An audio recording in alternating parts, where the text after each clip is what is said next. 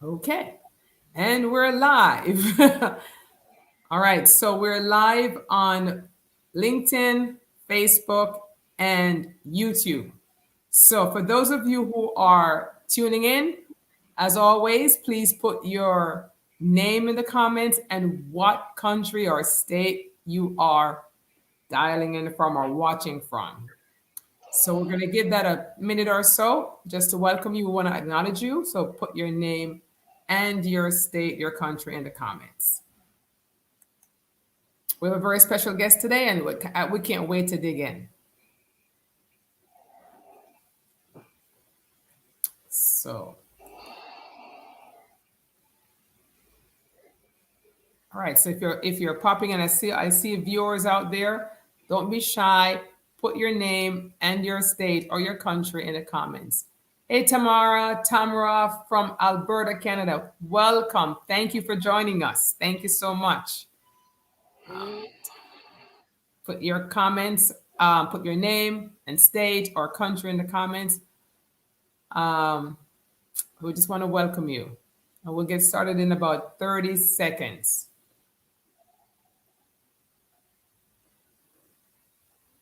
A couple more. We'll get started in 30 seconds. Today we're talking. Hi, Chuck from Dallas. Hi, Corey from Winnipeg.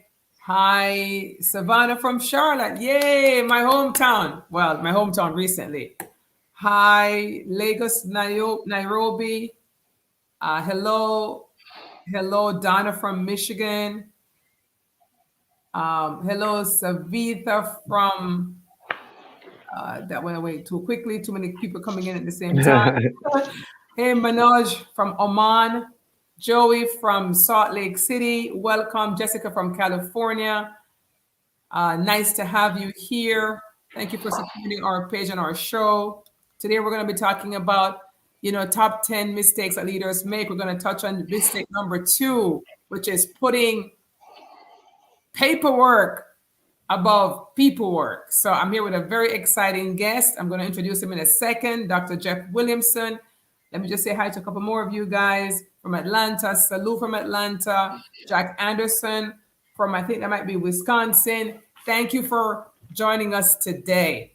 Okay, so today we have a special guest, Dr. Jeff Williamson. I'm going to read his bio real quick. Dr. Jeff Williamson currently serves at Olivet Nazarene University as the Executive Director of Corporate Engagement. He's also an adjunct professor on leadership. So we have a good treat in store for us.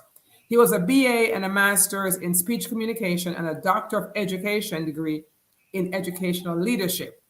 He completed the Indiana University Lilly Family School of Philanthropy certification in fundraising management and was a postdoctoral student at Ohio State University.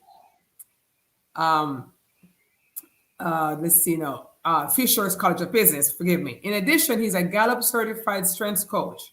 In 2017, Dr. Williamson founded CMG Group, which is an executive coaching and people development practice. He regularly teaches and speaks to business and industry on topics such as leading change, leadership paradigms, building a strengths-based culture, and coaching, mentoring, and conflict resolution. Dr. Williamson, which I'm going to agree, I'm going to call him Jeff. Welcome to the show. Welcome to the Thank show. you. Thank you, Sharon. It's good to be here with you. Thank you for the opportunity to talk with you and all the friends that are jumping on with us.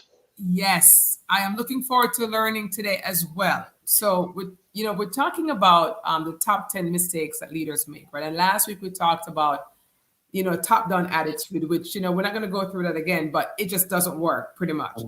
So today we're going to talk about putting paperwork before people work. And as we agreed, I'm going to talk a little bit about what putting paperwork looks like, and you're going to tell us what people work should actually look like. So let me just read a couple of things. So the greater the leadership role, the less time there seems to be for people. So that's something that we have to be aware of. The greater the leadership role, the more important paperwork tends to become, right?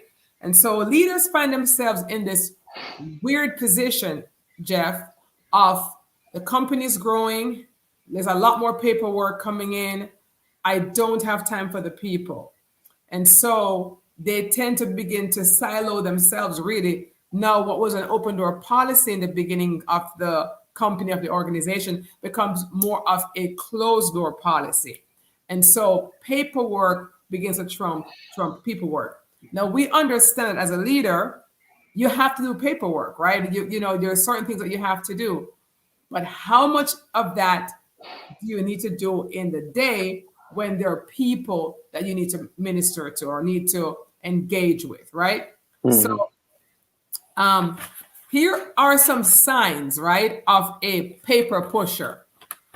Here's their thought process. People bother me. They are interruptions. I prefer to be alone to get my work done. Ministry, business would be great except for the people. So these, and so if there are leaders, and then this show is pretty much watched by leaders, right? So if you're a leader and you're feeling like people are interruptions, that they bother you, that you prefer to be alone to get the job done, even that you do the job best, that's a mistake. That's mistake number two. And I want to share a quick example, Jeff, from my own leadership journey when I was a paperwork over people work person. So I would still keep my door open, right? So this would be my attitude. So I'd be typing on my computer, doing the paperwork, the financials, whatever it is I'm doing. And so an employee would come to my office, and a lot of bosses, a lot of leaders do this. And managers, I want to hear your comments. So the employee comes through the door, and I'm not even looking. I'm not acknowledging. I'm not acknowledging their presence at all. I'm just typing, and I'm like, yeah, uh-huh. And that's showing that I'm not interested. And you know how I stopped? An employee spoke to me that when we come to speak with you and you keep typing and you keep working, we feel disempowered, we feel disrespected. And it was a wake up call. It was a wake up call. So I shifted that. When an employee comes in, even if I'm doing something important, I will say, okay, give me 1 minute. I'll acknowledge it. Let me just finish this one sentence, but stay right here, and then turn and give front, Mm. full frontal to that employee. And so I want to talk to you, and I'll get back to paperwork, paperwork in a second. But I want to talk to you, Jeff, about what should paperwork look like. What should paperwork look like in your organization? And I remember reading in your book, which I'm going to put the name of your book up here. Great short read, The Power of 168, written by Dr. Jeff Williamson. And in the book, one of the things you said, you quoted Les Brown, who said, define your priorities, know your values, and believe in your purpose. Only then can you effectively share yourself with others. When leaders put paperwork over paperwork, they're not sharing themselves with others. So based on that quote, it makes me wonder, what are their priorities? And it goes back to, what's that leader's culture? Are people important, or are people a means to an end? So I'd like to hear your take on that. Yeah, I mean, first of all, kudos for the fact that you recognized what that employee said and had the humility to listen to them and say, you're right. When I'm looking at my keyboard, I'm not focused on you. So that was my first observation. But I think we've all been in that situation where we've got a lot of paper to push or forms to sign or approvals and that kind of thing. And it can pull us away.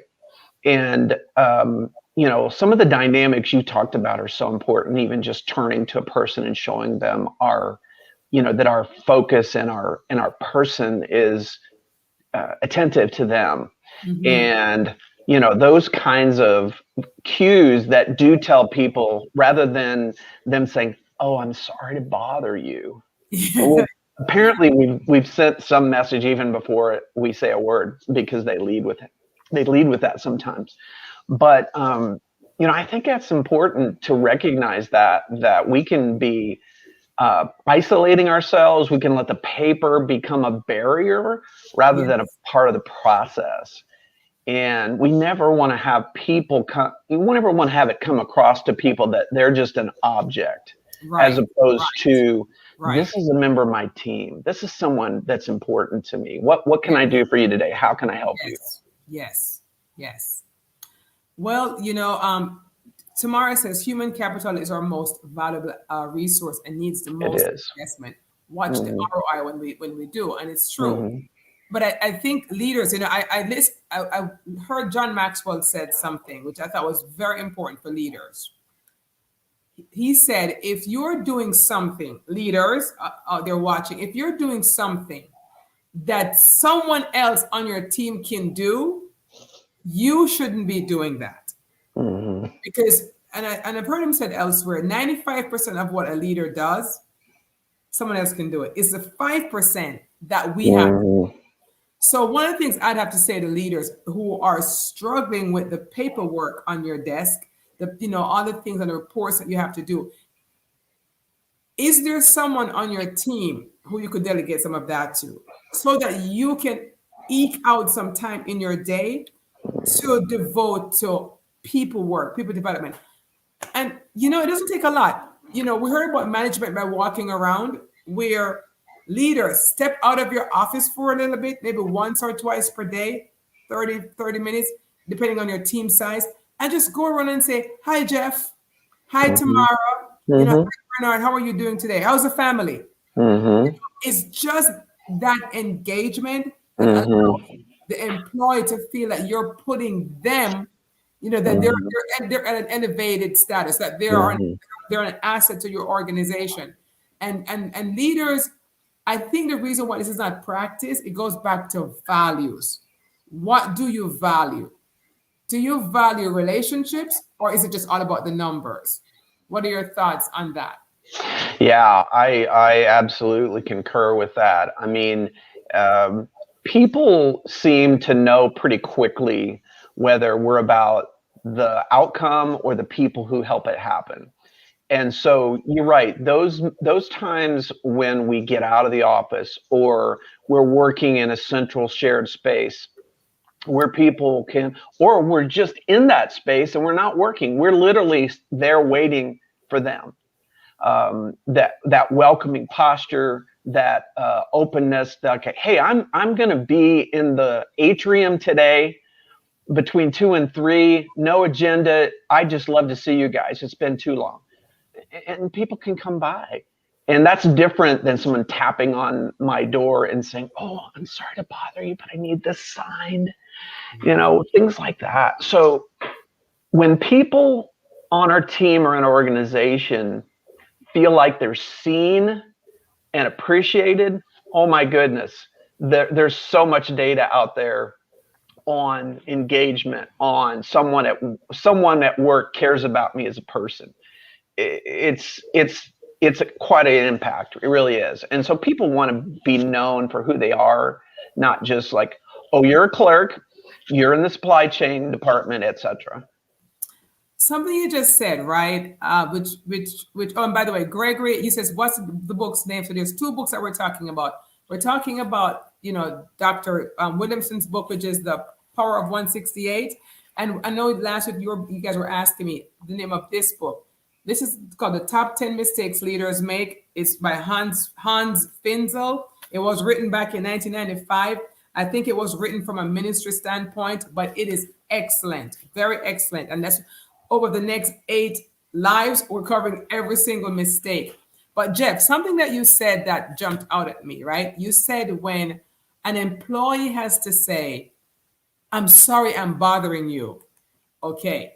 Mm-hmm. Just the fact that they're saying I'm bothering you, Mm-hmm. leaders on this call, if an employee has to apologize for bothering you, it Mm-hmm. means that you have failed to communicate that they're not a bother, that they're an asset. And I do like something that Jeff said, to switch it up sometimes. Maybe say, okay, hey, I'm open between, 2 to 4, or 2 to whatever, to sign stuff, or to ask questions. I worked at a Fortune 500 company years ago when I was in my early 20s. And one of the things that the leader would do is they would have a breakfast, and we would take turns, and it was breakfast with the boss, right? It was the most effective thing because the boss is really the strict guy, is a, he's multiple layers up. But he would take the time to have breakfast with us. And at that breakfast, we had a chance to give him our wish list in terms of the kind of training that we want, what development we needed. And that boss, if you were lucky to be granted that lottery ticket, right? Jackpot. Yeah, it was jackpot. I mean, I ended up going to two super trainings. Mm-hmm. And that was only with the company at that time, maybe only 5 or 6 months. So Mm-hmm. you can be creative. You can be creative in engaging your people so that Mm-hmm. when busy time comes, we get it. Your busy time will come, but your employers will feel appreciated. So Bernard says, one way I use to ensure that I keep my people focused is I have a separate table in my office, which is separate from the table I use my paperwork.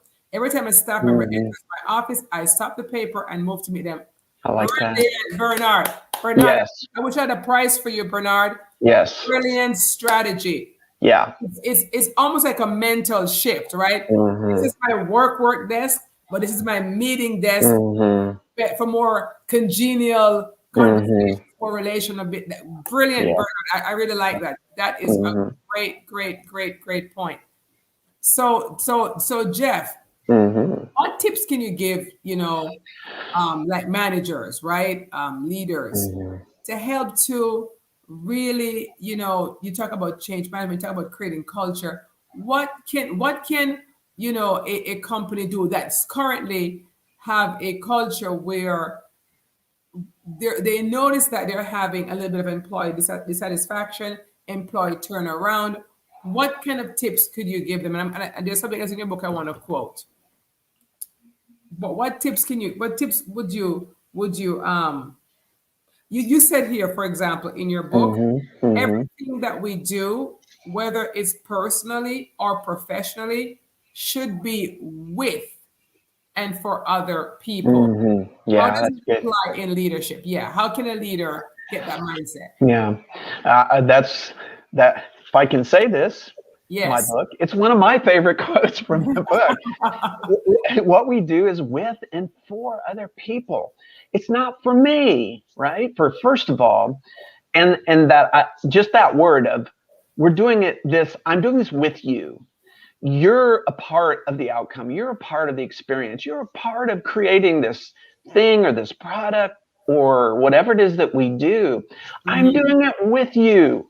I'm not separate from you or above you, and you're down there and I'm over here. So I so love the words that I'm with you. Right. And then the spirit of saying, I'm doing this for someone else. I'm doing this for my client. I'm doing this for my team. I'm doing this for my reports. It's not for me. It's not about me. And so that with and for is something that I have really repeated over and over again in the years because it's the focus is out there rather than, it's all about me. So George P., puts servant leadership in his comment. And on this particular page at PCL, whenever you poll the page, servant leadership is their favorite kind. And we understand that servant leadership is really putting, having that upside down pyramid, as they call it, where you're serving your people. And I love servant leadership model.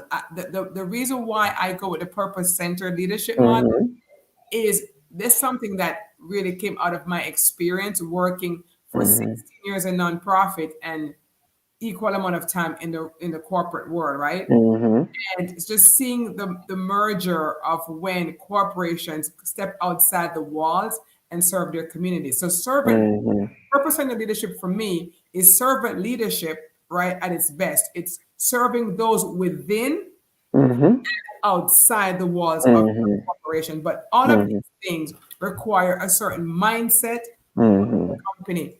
How can a company create? Because company culture is really overlooked, I think, a lot of times. And every single company has a culture. Leaders on the line again, again, leaders, I'm talking to you. Mm-hmm. You are the one, the top leader, the founder. The culture is stemming from you. You have to lead out the company's culture. Is the culture putting people first, or is the culture putting profits first? Now, smart leaders know that when you put people first, profits come. When you put profits first, people leave. So, what are your thoughts on that, James? Jeff, what are your thoughts on that? Sorry. I'll answer either one. It's okay. Yeah, the places where I see culture lived out Yes. is where service is not just a once a year photo op. And Mm, by that I mean, and I'm not dissing places that do an annual work day with all the different great nonprofits. But what I mean is that it's embedded into the fiber of their culture of the organization. And an example of that would be, and I know you've seen this too, Sharon, there are places where they've said, look, we're making a commitment to our community. And yeah. because of that, our employees are given a day a month or 2 days per quarter, whatever the number is, and they are paid their normal salary on that day or days, and they leave their workplace and they go sort clothes at a shelter or bag food and groceries at a food pantry or whatever it might be, build a house or help build a house for a family or something in the community. But they partner with the local nonprofits, and by doing that, they not only boost the number of volunteers, but then it's built in. It's like, oh, this is what we do. Everybody gets some days every year that we want them to get off our campus, out of our buildings, and serve the people we say we're here for. So that's a difference. Yes, and what you just described there, Jeff, is the I'm so happy. It's the perfect picture of purpose-centered leadership. See, the whole vision of purpose-centered leadership is to marry corporate with nonprofit, right? That's the ultimate vision, where I want to sensitize corporate America that you can do so much in your community by doing what you Mm-hmm. said, even once per year, twice per year, allowing your Mm-hmm. staff to volunteer with paid time in Mm-hmm. serving their community. Mm-hmm. What that does for you, because my husband and I, we run purpose-centered companies, right? So what Mm-hmm. it does for you is like you said, you just perfectly stated, the employee feels that they're part of something greater than you, Mm-hmm. the boss, just wanting money, money, money. That Mm-hmm. community in which they live and Mm-hmm. in which the boss live as well, that we're actually adding value. And that's why I say Mm-hmm.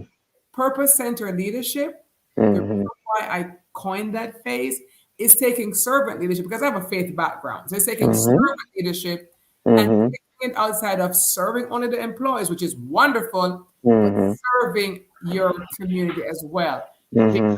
friends, those of you who are not using the purpose-centered model, you're missing out on really major employee satisfaction, in Mm-hmm. addition to actually adding true value to your Mm-hmm. community. Mm-hmm. Mm-hmm. So, And yeah. I would even add, Sharon, too, as a leader, two thoughts. One, first of all, is that doing those things that allow our people and our team to serve and to live out what service looks like, but to be a part of it. To Yes. not just say, hey, you can have a day a month, which I celebrate, but to say, where are we going this month? I want to help. I want to be a part of it. Because I tell you, when we get out there in a t-shirt and jeans and Nikes and we're working shoulder to shoulder, we don't really see the CEO, the senior executive, or the frontline customer service person. We just see humans. We see teammates, and we're there working together, bagging groceries or painting walls together. And it's like, I don't care what your title is on that day. You're a caring human, being a part of your community and doing what you can to make things better for other people. And when you take off the title and those kind of labels, man, there's a purpose centered leader right there who says, I got this title, I got this degree or whatever, but I'm just a guy, I'm just a lady, and I love to help our community and I love to work with you. Tell me more about your family. Because while they're at it, Yeah. that leader finds out, oh, your mom's been sick? I'm Yes. sorry to hear that. And you see them a month later at work with your titles and your nice clothes, and you say, hey, Sharon, you mentioned on that work day that, someone in your family was struggling. How's that going? Is it better, or are you kind of still in the middle of it? And again, that person goes, I just got seen. My leader values me enough to say, how's mom doing? I know she's had some struggles this last few months. And again, they feel like a human. They feel shoulder to shoulder. Yes. And you think that person won't go to bat for you as a teammate in work to say, hey, I'm so sorry, we're running behind on this. Can you guys give me an extra push this week? Well, if you've done things before, you don't do it so you can do that. But when you do, I just have found that team will run through the wall for you, so to speak. Perfectly stated. As a matter of fact, when you were talking, all these ideas came to my head. So I did a post on this page before, right? And which went viral, and it said, build a team so strong that you don't know who the leader is, right? And that post, just got yeah, that's true. One of the things that you said, and again, for the leaders on the call, if you're a leader, it is wonderful to have a program that you send your people out to, right? It's wonderful. We give you 8 out of 10 for that. But the 10 out of 10 is when you actually go, like Jeff says, when you go out with the people, because then now you're all in t-shirts. You're all now at this moment equal. There are no right now. It's unofficial. You're putting your hands together in the plow and you're working together. Yes, ma'am. People becomes more humane. And now we know what the aunt and the kid who is sick and special needs and all of that stuff. And like Jeff said, when you go back to the office, it's more humanized. So when you have to do the paperwork, leaders, that you have to do, you're going to be given so much more slack if people know that this is, only the real him or her is this really kind guy. And take an interest, make little notes of your people's, like, for example, like Jeff said, if you learned that someone's mom was ill, you know what it means to send a card? Oh, handwritten, not just an email or text. Card. I've gotten those. Oh, handwritten card. It means so much. A handwritten card with the details of how's your mom doing. We're talking about top 10 mistakes that leaders make. And this is what I want you to make, which is putting paperwork over peoplework. We're spending more time on the peoplework because we want you to develop great habits for your people. And we know you have to do paperwork. And some of that paperwork can be delegated if you put on your delegation hat. And I would, if you find that you're buried in paperwork 6 out of 8 hours of your day, leaders, you need to delegate 2 hours of those. There's other people, trust me. I thought I was the only one who could do something. I delegated it to my assistant.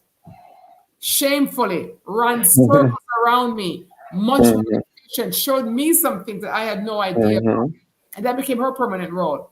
Also, leaders, when managers, when you delegate some of that work to your people, you're now better able to see who is ready to function, who is ready to handle more responsibility. Also makes an employee feel like they're trusted. And people like to stretch and grow.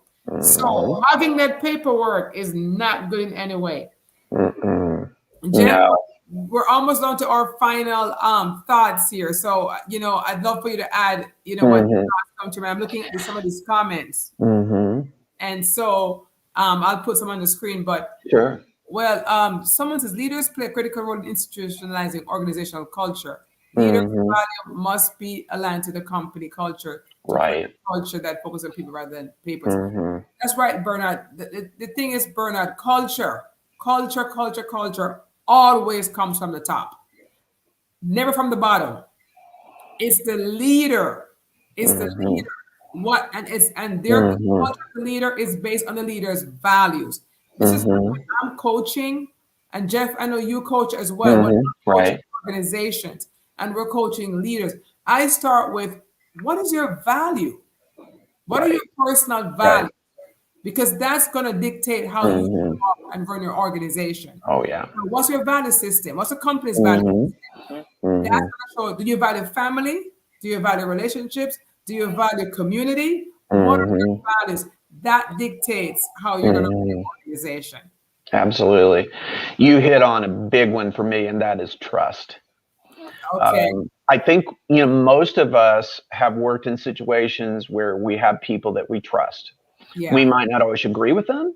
We might think there was a better way. But Yeah. if we trust their heart, dare I say that, if we trust their Yes. Trust their heart. intentions, Yes.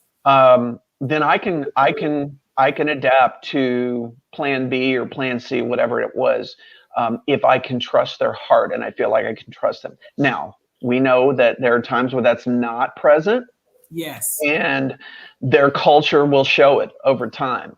So if I'm going to work with an organization that I want to help them with their culture, I'm going to start pretty close to the beginning with trust to say to that leader, if I were to survey all your team, and I like to, Yes. And they don't would like when you do that, though. no, they don't, no. They don't. But I would say, what percentage of your team would say they trust you? Oh, I think most of them, probably 90, 95%. Well, then if you survey the team and the team says 60%, and 40% of it's going, mm-mm, that's something that has to be addressed, Yeah. as to how that happens. So trust is big for me, and you mentioned that's so important for Yeah. sure. The other thing that I thought of, and this was, I saw one of the comments go by in terms of, yeah, but there's all these systems, Mm-hmm. and there are. Here's the key piece: those systems were created by people. Yeah. Then the next question that I'm interested in is, what was the premise upon which those systems were made? Were they made on the assumption that I can't trust my people? There's the trust piece again. Right. Or were they made on the premise that my people are going to do the very best they can every day, and when we fall short, well, we'll have grace for each other and we'll dust off and talk about it and reset and keep pushing forward together? Mhm. That's a different place when your culture is trust and grace and oops, I messed up, and that doesn't mean to the guillotine with you. That's a different place to work or live. And let me just say this to leaders. We're talking about trust, right?